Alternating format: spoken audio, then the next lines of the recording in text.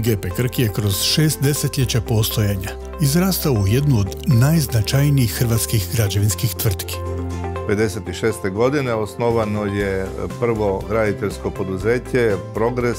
Odmah iza toga, negdje 1963. godine, osnovano je poduzeće Putevi i luke za izgradnju i održavanje luka i cesta na narasle potrebe otoka, na prometu koji je rastao i na neki način iziskivao nov pristup i gradnji cesta. Od ova dva poslovna subjekta, dva građevinska poduzeća, osnovano je novo, ono koje danas djeluje, a to je građevinsko poduzeće Krk. U hirovitim vremenima u gospodarstvu ono što je neupitno jest kvaliteta GP Krka.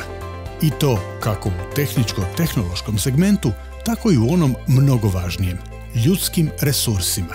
Konstanta je ulaganje u ljude, ulaganje u razvoj, ulaganje u tehnologiju, ulaganje u opremu, da bi čim kompetentnije i čim bolje mogli odgovoriti zahtjevima tržišta. U Primorsko-goranskoj županiji spada u red najvećih poduzeća, a k tome iz godine u godinu povećava broj djelatnika i stvara sve veći prihod na dobrobit zaposlenika, ali i šire društvene zajednice. U složenom rastu i razvoju grada i otoka Krka, GP Krk je definitivno tvrtka koja je ostavila veliki trag u razvoju grada.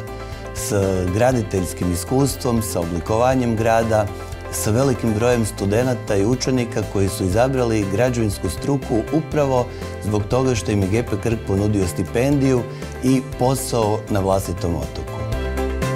Kvalitetna radna snaga i veliki broj visoko obrazovanih stručnjaka jamstvo su da GP Krk može realizirati i najzahtjevnije poslove.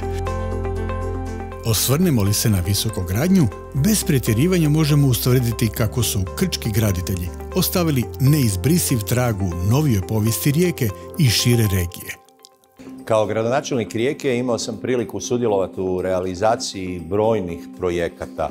Međutim, da bi ti projekti postali stvarnost, uvijek je potrebno imati dobrog i pouzdanog partnera. A upravo jedan takav dobar, pouzdan partner je GP Krk, sa kojim smo uspjeli realizirati izuzetno veliki broj projekata na području grada Rijeke, od dvorane Zamet, bazena Kantrida do brojnih cesta u širem riječkom području, a i naravno nekih drugih objekata.